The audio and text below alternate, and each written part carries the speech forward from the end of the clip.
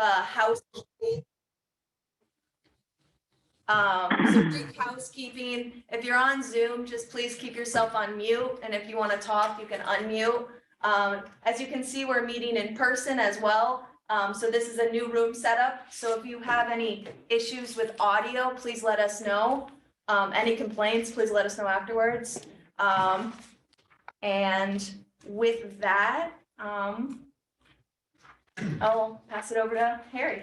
Okay, I'd just like to call the meeting to order, and I would like to confirm that we have a quorum. And who We is? don't need a forum. Okay, again, who is with us today? So in person, if we want to go around the room and introduce ourselves.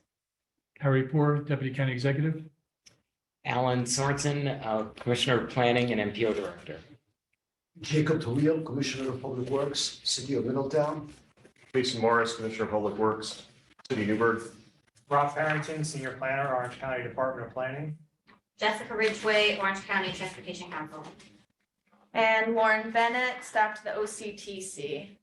And on the phone, I will read off the list of participants. So we have Al Fusco, Mike Sweeten, Nicole Farmer, Sandra Jobson, Gedalia Zegadin, John Ravella, Moisha Gruber, Nicole Schutt, Ryan McGuire, Dave Lake, Harriet Lewis, and Zach Coleman. And I have one number ending in 9113. Who is that, please?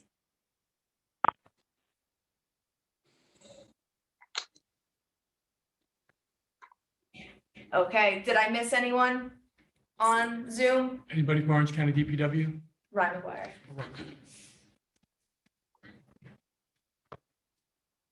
All right, and please, if you're in Zoom, add your name and your agency into the chat box for our records. Okay. At this time, we'll ask for any opportunity for a public comment. If anyone would like to make a statement, now is the time to do so.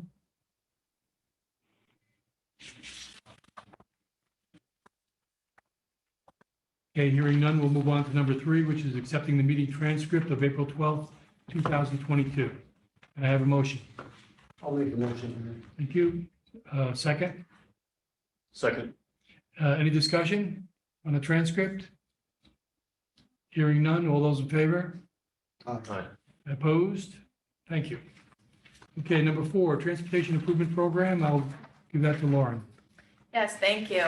So we introduced this administrative modification, OCTC 20-W, at the last meeting. While it was still open, we had another request from Transit Orange to add in an action for PIN 8TRO81 to roll funds from FY21 to FY22. So this was rolled into this administrative modification, and everything moved through the ESTIP, so there are no further actions needed from the committee. So I'll pass it on to Rob Parrington for more information on the action. Thank you. Yeah, this is literally administrative type stuff. The FTA requires that we have all the funding in the correct fiscal year when we file a grant, and we're writing a grant now in the process. It's just about done for transit buses for Curious Joel. So we just need to move all the money into 22. How many buses are we talking about? 3 buses. Three more fixture transit buses. And expected delivery? We can't tell you yet, because we have to identify a contract we can piggyback off of. I would guess it's gonna be a couple of years, because there's delays. Right now, we have some buses that we're about to order. There's delays because of chip issues, which everyone's heard of over the past year. So that's a tough question at this point in time. Okay. Yeah, we would have had some 2021 funds that would have lapsed, so we rolled those over this year so that we can utilize them. Okay, anybody want to comment on that? Any of our members? No action needed, right? Nope. Okay. The next is a draft tip amendment, CTC 20-13. Next slide. So last meeting, we also introduced tip amendment OCTC 20-13. So we're adding a new project onto this. The city of Newburgh received 1.8 million in congressional earmark funding for fiscal year 2022 for the Lake Street Bridge replacement. That lasts. That's been years, right? It's under construction Oh now. my God. Yeah, so if you want to go to the next slide. So they're adding in the 1.8 million in congressional earmark, and it has a 0.45, 4,500 local match, and then the total being 2.250 million being added in fiscal year 2022. Just as a little editorial, this is a classic example of a state highway inside the city boundaries. It's been out of action for I don't know how long, major arterial into the city. It should definitely be paid for by the state and the federal government, Thank you, Harry. as well as 9W and 17K and 32. Okay, I'm sorry. Agreed. Editorial work. So, this tip amendment will bring it to the policy board at the July meeting. So we'll stay open, and we'll continue to add on projects as needed. This will also go out for the 14 days of public comment before then. So that's all I have on that. Okay, and again, Jason is up next again as well.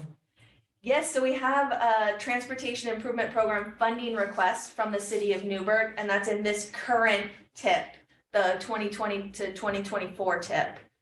So the city is requesting the remaining funds in the fiscal year 2022 STBG off-system bridge block pin. So this is due to the increase in change orders.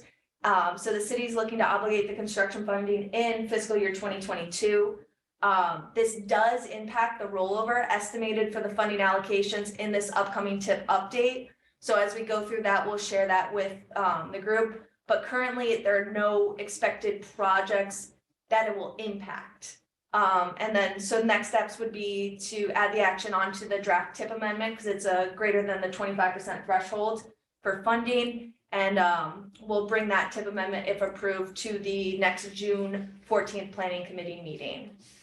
So is there additional funding requested or they're just rolling over fund from one year to another? So I can elaborate a little. Thank you, Lauren. So the city is requesting additional funding in the amount of $771,000 to cover existing change orders associated with the bridge project. The bridge is constructed and it's open, it's mostly complete. We encountered differing site conditions related to unsuitable soils below the bridge when we were driving the piles, and that changed the method of pile installation and escalated costs. Additionally, when we were constructing the bridge, we found an unsuitable water main in the stream below the bridge that we had to take out of service, and it currently remains out of service while the contractor awaited delivery of new 12-inch water main to put alongside of the bridge. So there was an 8-month supply chain delay issue with that water main. And that water main cost was not initially expected as part of the project cost. So between unsuitable soils, some other minor site changes, and the water main, we have this additional funding request to cover those costs. So total will be $771,000 Slightly less than that, but yes, that's approximately. And this is the bridge that crosses over the Quisea Creek, yes, it is. a 9W. This is on Lake Drive. Lake Drive. So Lake Drive is a loop road that loops into Lake Street. Oh, so it's more, okay, more west of the 9W.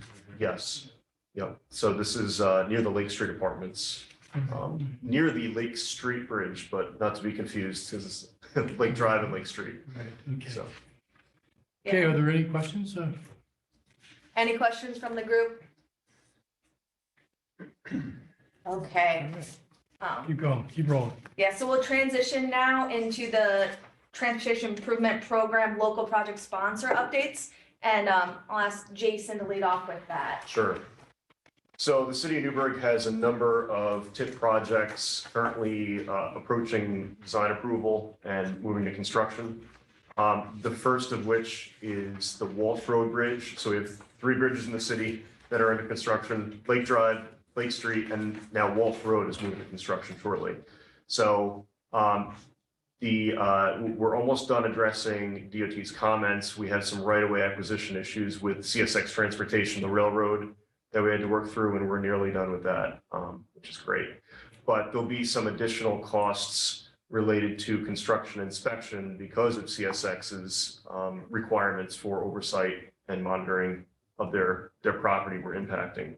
So the city of Newburgh is going to request an additional $300,000 for construction inspection on that Walsh Road Bridge, which is 61.40. This is the PIN number for Walsh Road. And that's STVG off System Bridge Yes. funding. Is that right next to New Windsor? It is. It's Like Mullins actually Apartments? correct. Okay, It's actually partially owned by New Windsor, yeah, but the city of Newburgh owns the bridge. okay. Just lucky. Yeah. Okay. Any other- If there are any questions about that? And When do you expect to start construction? we expect to obligate in this fiscal year, 2022. Okay, any discussion from any of our members? Lauren? And we've had some other, Sure, we also have two PIN numbers related to Broadway pedestrian and traffic signal improvements. There are two PIN numbers that are being combined into one overall project. And this is to upgrade the traffic signals and all the pedestrian curb ramps to be ADA compliant with pedestrian bump outs along Broadway between Grand Street and between Grand Street and 9W. So roughly half of Broadway being upgraded, traffic signals, Stretch. ADA ramps. So we have existing funding in the tip through two PIN numbers. And based upon our current engineer's estimate, it looks like we're going to be short about $1.372 million. So the project is not out to bid yet. We're looking to obligate in this fiscal year, 2022. But at this point, our projections are a deficit of about 1.372 million. Comments? Okay, so are there any other local project sponsor updates from the group? Yeah, here, the traffic operations, as you know, it's kicking in full gear. Construction, we have many intersections in the city of Middletown rent out. We still have some outstanding items that we requested additional funding way back, $1.8 million for the construction funding, and then inspection and inspection another $1.8 million in there. So we're in desperate need for a decision on that. We have not signed with the engineers yet the construction inspection contract because we don't know about it. It's $2.4 million. It has to be signed, but we need a decision from this committee in there, and I'm part of the committee. So I really want to push it to vote. We've been going around, projects updates since December last year. And we had an ample opportunity. We can't just keep waiting until the last person, not Newburgh, but the last person in the world come and ask for additional money. We have to make a decision because we need the funds now, whatever is left over. So that's my thing. And there we have like 4 intersections right now throughout, 3 in downtown and 1 just outside downtown, ripped open right now as we speak for the traffic operation, which is the pedestrian crossing, upgrading the signalized intersection, ADA compliance, and the whole 9 yards. So it's an extremely important project for us to pursue. And we can work around with availability of the funds over the next couple of years because it's not going to be all constructed this year. Some of it is going to be 2023 and some of it even going to be 2024 because of the availability of the fund. So we can massage the funding or the scope of work accordingly, but we need a decision, please, on the funding. can you comment back to? I think I added in to this discussion, so, coming up in the tip update. Oh, I'm sorry, I misspoke then. Okay. No, I wanted to surprise Okay, you. so, sorry, fine. So, but it does need to be approved by the council, so it's only as a discussion item right now. Understood. And this is also all these numbers for the tip update were done before the city of Newburgh's request, so we may need to incorporate some of that, but we can talk about that in the tip update. Any other member items? Local project Local project sponsors? sponsors, yeah. Ryan McGuire here. I could give an update for Orange County projects if you guys want.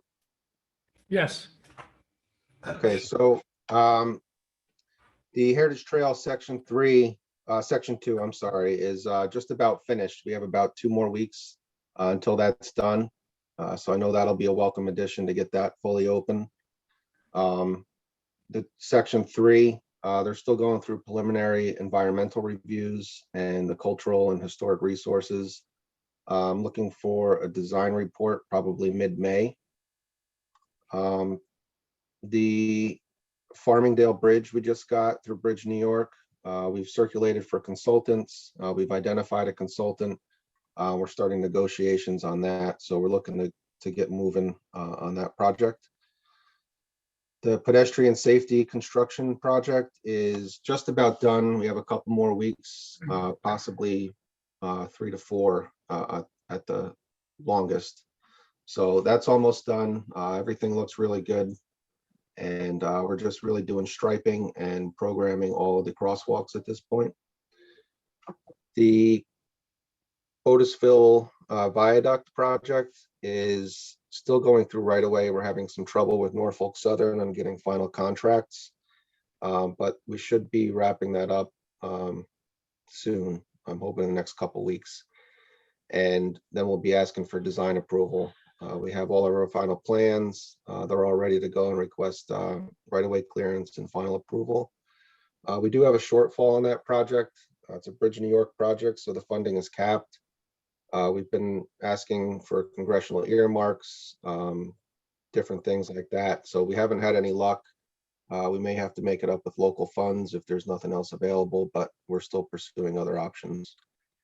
And the Culvert New York project from the 2018 round was bid out earlier this year or late last year, I believe. Bids came in high. The DOT offered to rebid the project independently, which we asked them to do. So they're unbundling that right now. And they're looking to probably bid that out in the fall for next construction season. There is a shortfall on that as well, but we're hoping that the rebidding brings the prices down more in line with what we'd be expecting. The other Bridge New York project we just got for the culverts, it was 2 culverts. We just circulated for consultants and we're awaiting the responses on that. And that's it for Orange County. Great. Anyone else? Going once? Going twice? Okay, let's move on to, where are we? Old business. Old business, FFY 23-27 tip development.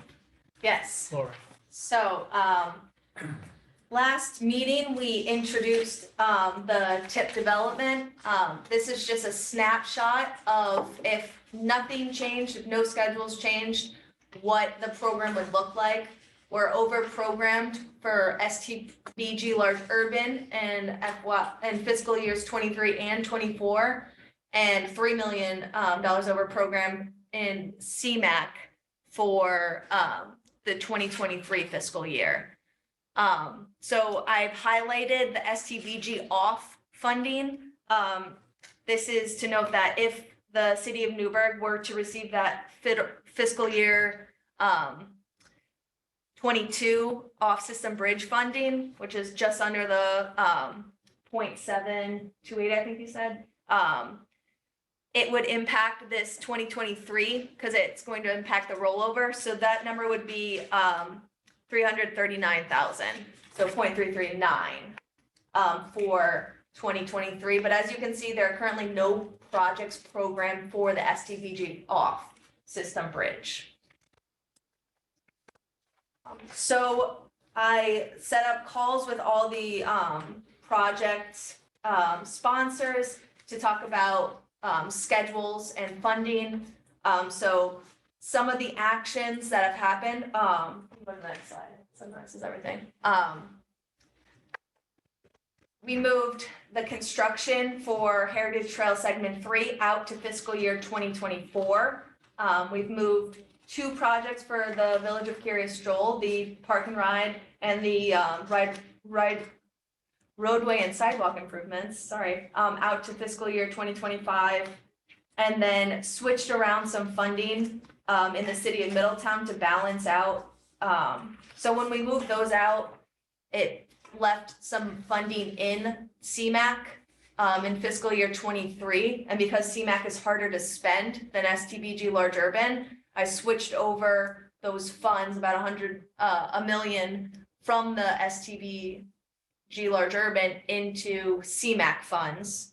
And then since at the time the city of Middletown had the funding request on the books, the process, I applied the about 0.779 in fiscal year 23 to the city of Middletown, and then SCPG large urban funding, kind of the leftovers in 23 and 24.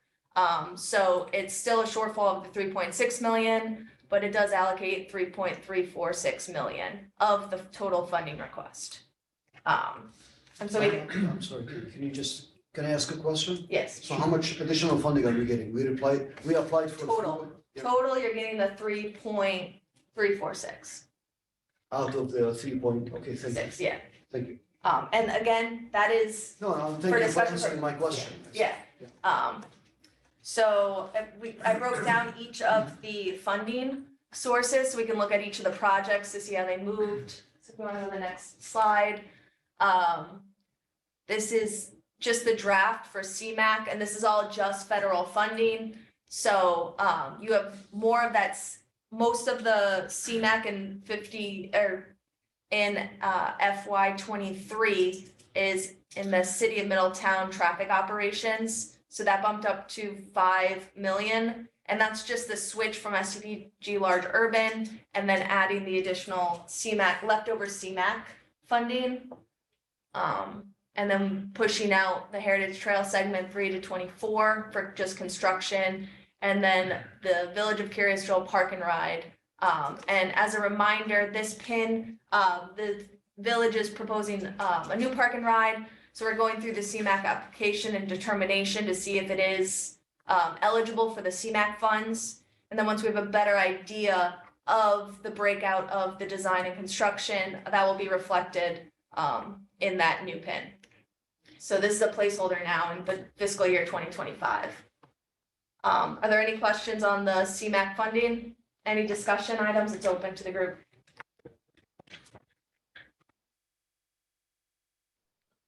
None of this takes into account City of Newburgh's request. Is that correct? It does not, no. I got that this morning, so I wasn't able to add anything into the slides. We still do have a June planning committee meeting. So based on the discussion items, I'll come back and we'll have hopefully a draft tip in June that we can begin to discuss. So How solid is the proposed funding going out to 27? Sandra, do you want to answer that? Can you guys hear me? Yes. Okay. Well, you know, we always like to say that these funds aren't guaranteed, but, you know, these are our planning targets.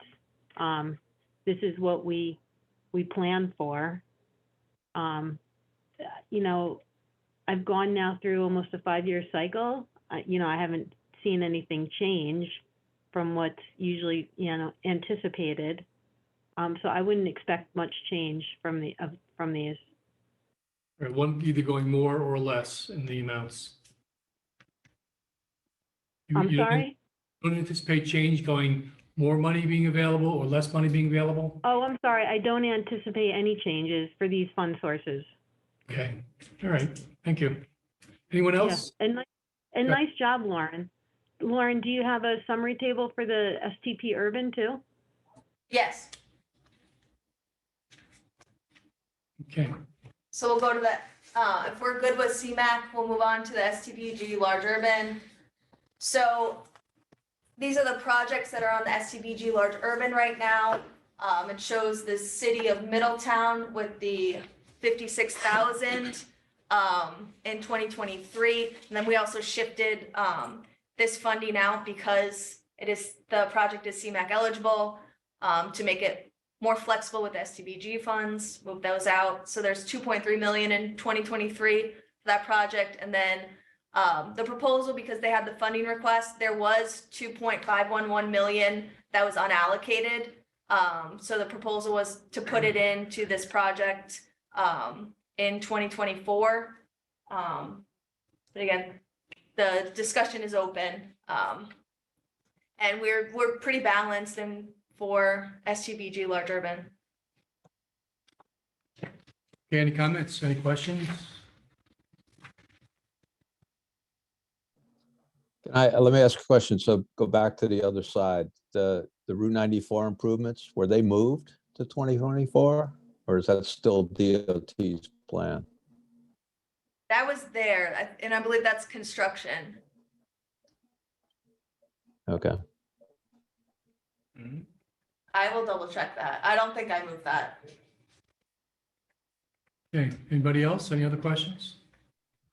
Sorry, I didn't hear what you were doing about the deficit on the last slide for 2024. Oh, one more. The other way. We're Yeah. balancing, we're Yeah. balancing this as, no, wait, go back one more. Wait, keep going forward, sorry. Forward. Yeah, Let me cover off-system bridge real quick, and then we have a Thank you. snapshot all of them together. I appreciate it. So if you want to go two more slides forward. So for the STBG off, again, we have no projects programmed. Based on the cities of Newburgh's request, they'll have 0.339 million approximately in 2023. That does leave the Walsh Bridge were to request that funding Correct, and yeah. move into the construction, you could obligate in 2023, so after October. If everyone's okay with that, I can work with NISDOT to draw that up as well. So then that would be 2023, we'd have no funding left over in fiscal year 2023 for off-system bridge. But then the rest of the years we would, and we have no project programmed, so we can probably do a call for bridges towards the end of this year, so we can be ready for next fiscal year. So the last slide, if there's no questions on that, the last slide is just a snapshot. So we are fiscally constrained except for fiscal year 24, which we are overall in the program fiscally constrained. So as long as NISDOT's okay with that, shifting in a little, they are planning targets. So we're mostly hitting our targets. So hopefully that answers your question, John Ravella. Thank you. Did DOT respond to that or they haven't responded to that yet? They're seeing this for the first time now, so I wouldn't expect them to have a response right now, kind of sprinkling Right. on them, but, No, Lauren, I'm really impressed with what you've done. You've really, you're really tight to your planning targets. The other two MPOs, smaller MPOs, they're working on theirs too. I've already seen their numbers. They still have some work to go, but you are in really great shape. yes.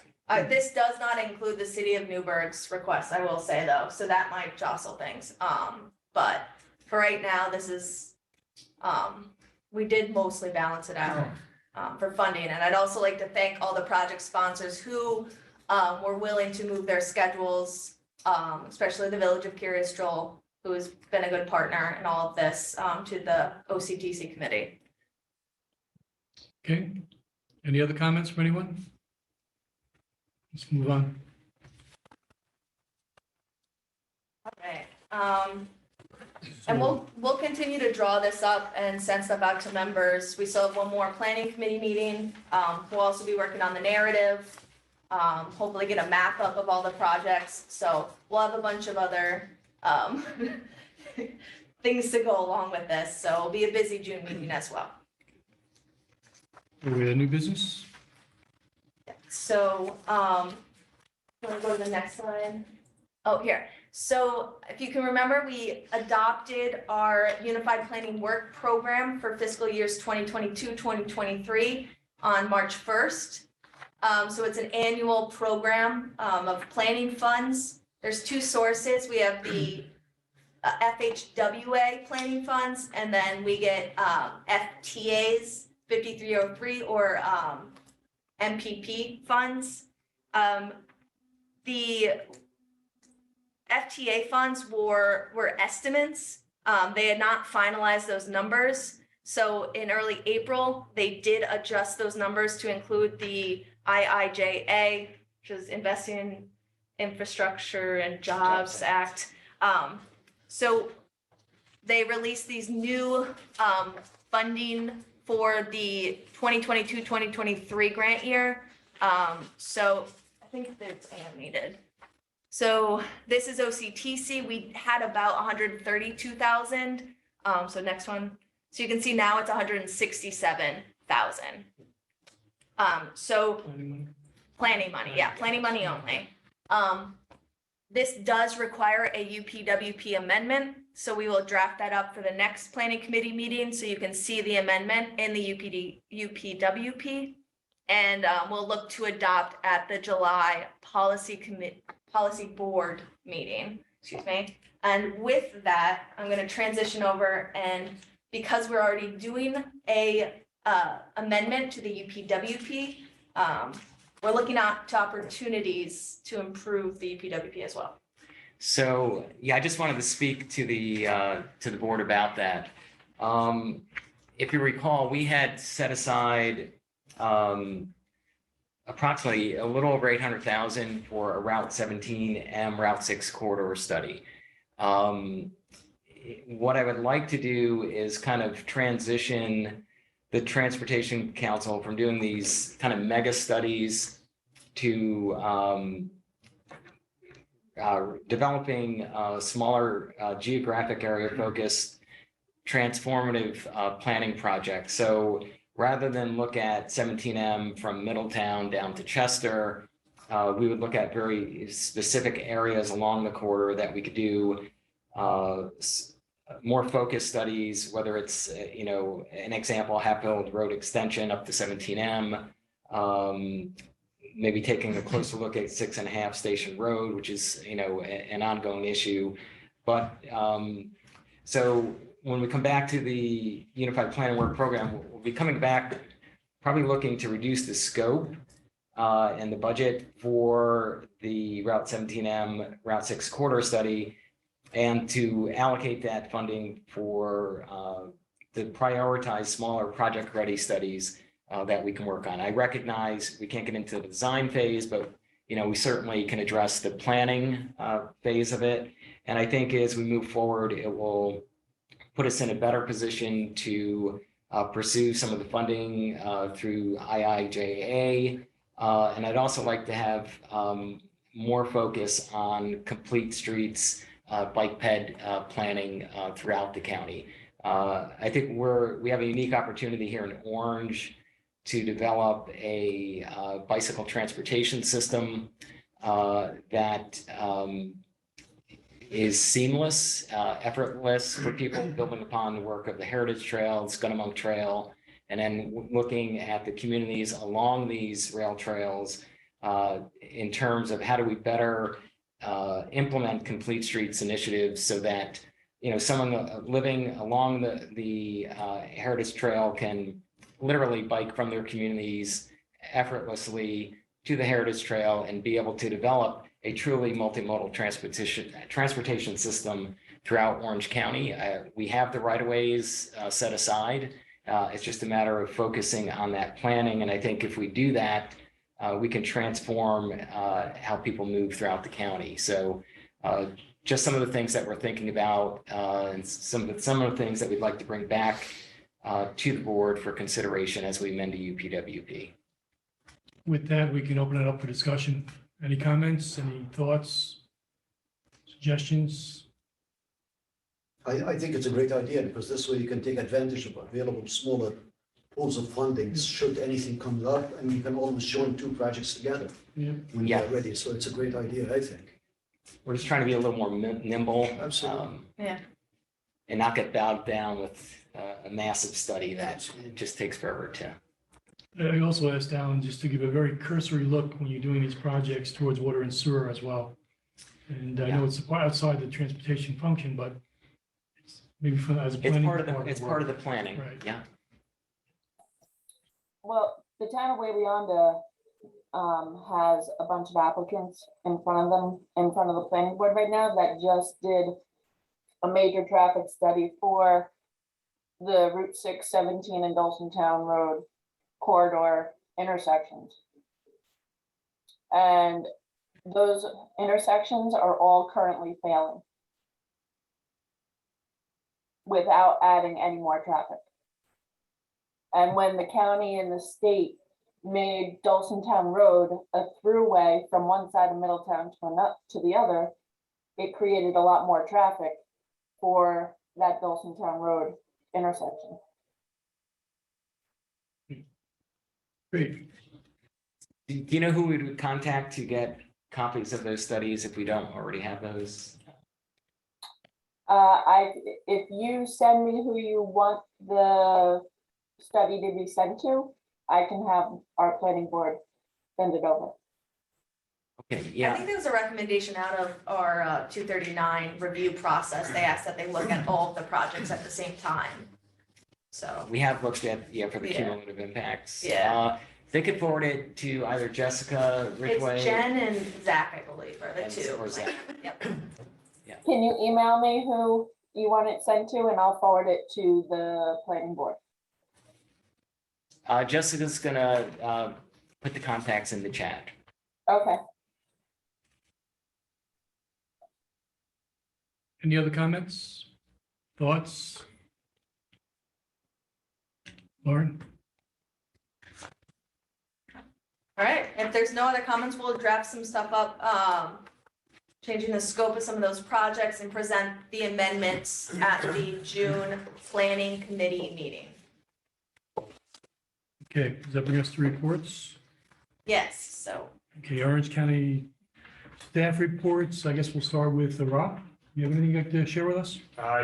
We've been working on the Scunham Trail grant and getting that in place. The grant for the transit buses that we did with the admin mod on. Since the last meeting, we've been working on our National Transit Database filing, which is an annual report, which drives the funding, helps all the operators are responsible for their reports that time of year. We're conducting annual oversight visits with all the transit operators to make sure they're all in compliance with the federal and state guidelines. Those have been going very well. And we're in the middle of a FTA triennial review, and we're waiting to hear when we're going to have some meetings related to that, which is overdue. We're kind of waiting for the axe to drop on that any minute now. Good. Okay, Mr. McGuire from Oh, DPW? Oh, I'm sorry. So we have a few OCTC staff Go. updates. It was requested at the last meeting that we present on some of the changes to the open meetings law. So Alan has an update on that. Yeah, as of April 9th, the previous video conferencing provisions found in public officers law were removed. In a nutshell, the new Public Officers Law, Section 103A2, authorizes public bodies to conduct meetings using video conference technology so long as a quorum of the public body is physically present at one or more of the locations where the public can attend in person. This requirement can be set aside, for example, if 3 members of a 5-member public body are physically present in a municipal hall, or a public is allowed to attend at a location. So we brought this issue up for OCTC to consider because under the provisions of this law, public bodies can comply, in order to comply and conduct any meeting via video conference.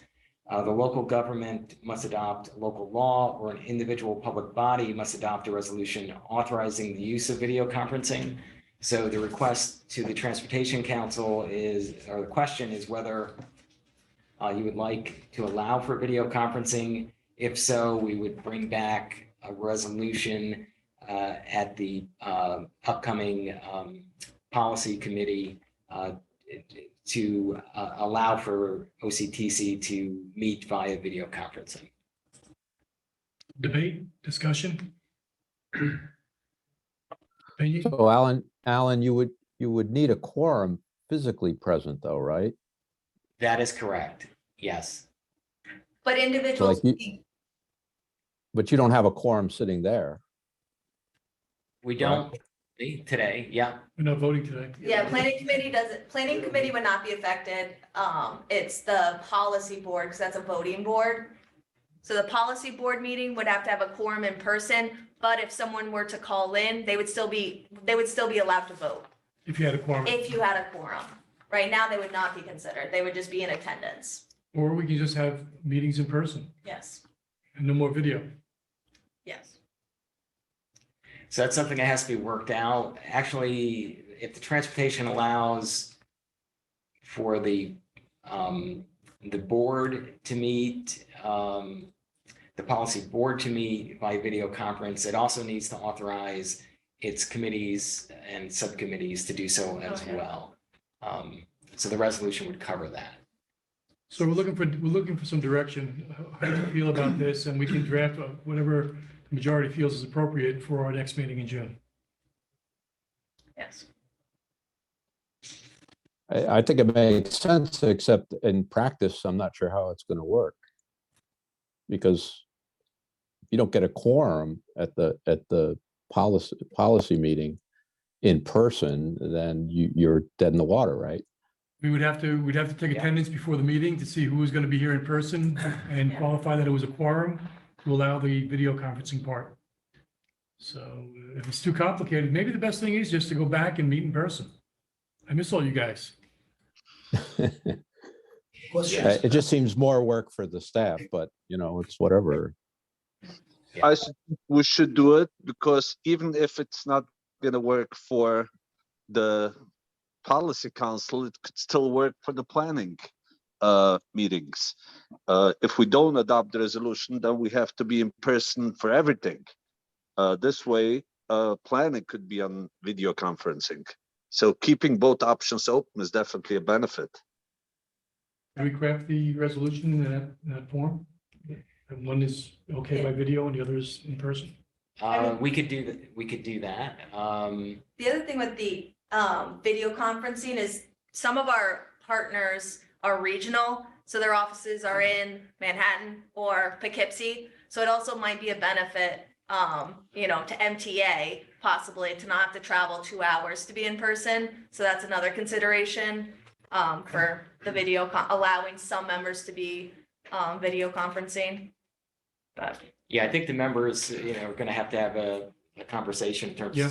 um, Maybe you can let us know your thoughts as you think through this in the next couple of days and share those with Alan and Lauren. yeah, and we can draft the resolution for the planning committee meeting and discuss it as well. That draft. What are the downsides to adopt the resolution to permit video conference for everything? You still need to have a quorum, so that's gonna force people to attend in person. So if you have a quorum, you can still have some people who are more concerned about COVID or more practical reasons. So you have it both ways. What constitutes a quorum? How many members? 8, I believe. Eight? I'd have to, don't quote me on that, but I think it's Okay. 8 or 9. There's no downside to have it. The danger is you get to a policy meeting and somebody doesn't show up that you counted on, then you Yeah. can't have the meeting. And doesn't the law require that the public have access to view it, or is it just to be taped and viewed? It's, To appear? As long as we have a quorum here, then the public, we have to provide opportunity for the public to be here at the government center. to view, I To- think is the To word. view. I mean, Yeah. the other advantage of video conferencing is, we've adopted a public participation plan. If we wanted to make the meetings more accessible to the public, video conferencing obviously does that. So it's just something to consider. Question, if I may, if you, for the policy meeting, if you have a quorum present, voting members who are not there, they are on video, can they still vote, or you have to be present to vote? That's something you may want to consider. So you do have a quorum, As- no, for the new. Yeah, they'd be allowed. They would They'll be allowed, yeah. provide If there was a their own- quorum. Yeah, if there was a quorum, Yeah. then yeah. I gotta run. Well, we don't have any problem. City of Middletown, we support video conferencing and we'll look forward to seeing you. the rest of Take it. care. Yeah, so it will probably for staff, we'll just have to send out who plans to meet in person and then, you know, go from there. Yeah. It's always, yeah. Let's do this. Let's give them a couple of days. Share your thoughts with Lauren or Alan, and we'll draft something for the June meeting. And I think John Ravella had a comment. Attendance previously was in person with a few people who had conflicts by phone. I think attendance by video phone should be the exception instead of the rule, as we previously had done. Thank you, John. Okay. All right, then we leave that with you for your future comments to come in, and we'll go to MTA first mile, last mile. I'm gonna have Jessica do that. Before I do that, though, I think we jumped over the TMA certification. So we received Mid-Hudson Valley TMA certification review in April. That's been shared with the OCTC members. As part of that review, OCTC received an accommodation for the public participation plan that's been adopted. We also received one corrective action, and we've been asked to develop a work plan to address the requirements of 23 CFR 450.324 F11 LRTP financial plan. Got that? And submit them, I hope everyone's taking copious notes. Sit them in the FHWA and FDA by July 29th. So we are in a nutshell, when we adopted the LRTP in 2019, FHWA concluded that the cost estimates of revenue that were reasonably expected were not clearly demonstrated. So we're going to work on that. I spoke with Maria Chow. The plan moving forward is that rather than go back and amend the 2019 LRTP, they've allowed us to come up with a plan so that when we update the LRTP in 2023, we'll make sure that we address that specific provision of the CFR, and that's our plan. And we'll be prepared to submit a response to FHWA and FTA by the July 29th deadline. And the TMA 2021 Federal Certification Report and appendices are now available on the OCTC website under the TMA Federal Certification Report tab. Any questions on any of that? This is where I trust my staff. I'll just say yes. We could put it back over to Jessica then for the first mile, last mile. Jessica, Yeah. take it Can away. everyone hear me okay on the phone? I know I'm kind of far from the microphone. Come on up. Come to the table. So the MTA, we're working with the MTA Transit Oriented Development Unit, and their consultant VHB on a first mile, last mile study. It started last year. It's about 12 months long. Let's just explain a little bit what that is. Yep, they're looking to facilitate expansion of first mile, last mile opportunities by local governments, developers, and other MTA stakeholders. And the goal is to improve access to transit within our region with more seamless, flexible modes that reduce dependency on single occupancy vehicles. So they've done a number of tasks associated with this study so far. We're getting towards the end. But they've categorized all the stations into different typologies. They're analyzing gaps to accessing the stations. And then the grand finale or the product will be a online toolkit. And so they're in the process now of selecting 10 pilot stations within the whole Metro North service area. So we're advocating for one in Orange County. And so county staff will be trained on utilizing the toolkit, and we're happy to facilitate any other municipalities that are interested in utilizing the toolkit once it's available. It will be online. So more to come this summer. Any comments? I'll just say that. Excuse me, this is Olu from MTHQ. Yes. Yes. And can you provide me the contact person that you are working with in the Metro North place? Her name is Emily Provenza. Oh, Emily, okay. Yep, she's from the TOD unit. Okay, all right, thank you. Anyone else? I was just gonna say that Alan and I were having a conversation the other day about actions that were taken by the government like 40 years ago. That was, which way do we go in Orange County with rail traffic? Is it the main line or was it the Graham line? And at that time, looking at suburbia, the Graham line was selected. So now we have train stations in Campbell Hall and Salisbury Mills, as opposed to Middletown and Goshen and places like that. It's just amazing that in the transition of 40 years, the philosophy has changed to the opposite of what it was. So the decisions you make today are important for 40 years from now, guys. So, or anything else? Jessica, anything else? Not on that note. Okay. And then we go to save the date. Yep, so we have an upcoming planning committee meeting on June 14th at 10 a.m. I believe we'll try to do the hybrid again with everyone. So hopefully we'll have this meeting room, but I will send out more information before the planning committee meeting. So save the date, June 14th at 10 a.m.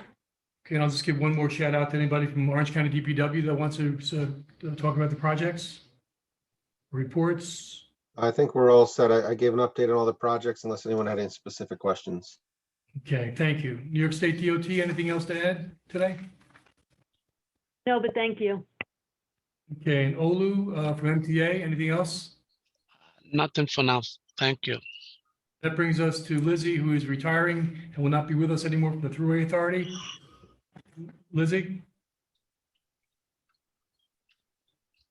I think she already retired. Can you hear me? Yes. Yes. Yeah, I'm happy I worked with you on this council for last 5 years. And my supervisor, Darren, will assign somebody to replace me on this meeting. And I want to say bye-bye to you all. Wow. Pleasure to work with you. Best wishes for. Bye, congratulations. Congratulations, Lizzie. Thank you. All right, with that, I'll just ask for an motion to adjourn. Motion to adjourn?